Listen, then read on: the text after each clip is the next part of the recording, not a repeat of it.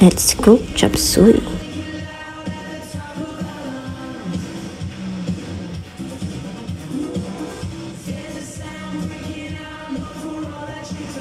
Tara at magluto tayo ng chop suey with quail egg and liver, and here are the ingredients.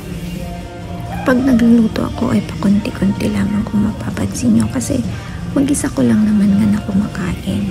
So, inumpisahan ko na ang pagpe-prepare or pagbabalat ng mga ingredients. We have the sayote, the carrots, the broccoli, the Baguio beans, and lahat yan galing sa Baguio. Tapos yung bell pepper naman galing sa tanim ko. At syempre, yung quail egg at liver galing naman yan sa palengke.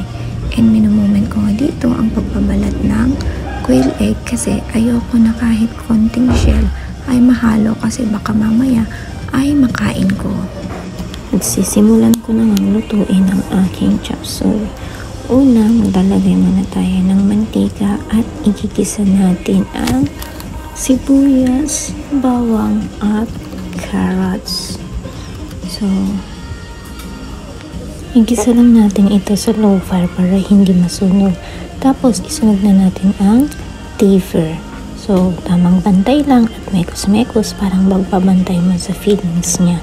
Yan na nga, ginawa natin ang carrots ng shape ng flower para naman may design siya at may gana tayong kumain. And nahalo na nga yung ating liver sa ating mga ingredients kanina.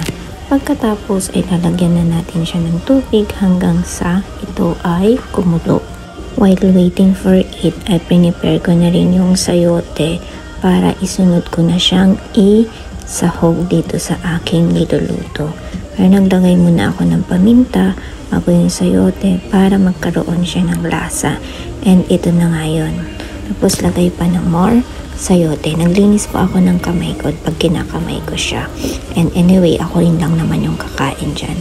Tapos naglagay ako ng bell pepper tsaka konting oyster sauce pampalasa.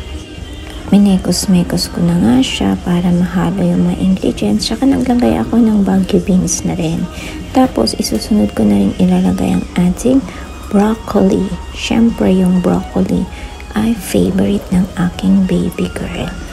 Medyo yellowish na siya kasi natagalan yung pag-uwi namin galing Baguio. Kaya yan, medyo nalanta na pero okay pa rin naman siya.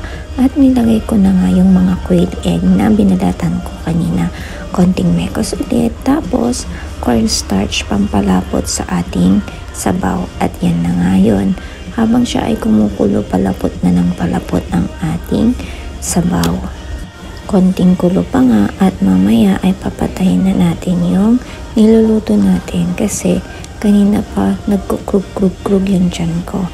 At ihahanda na natin siya para sa ating brunch.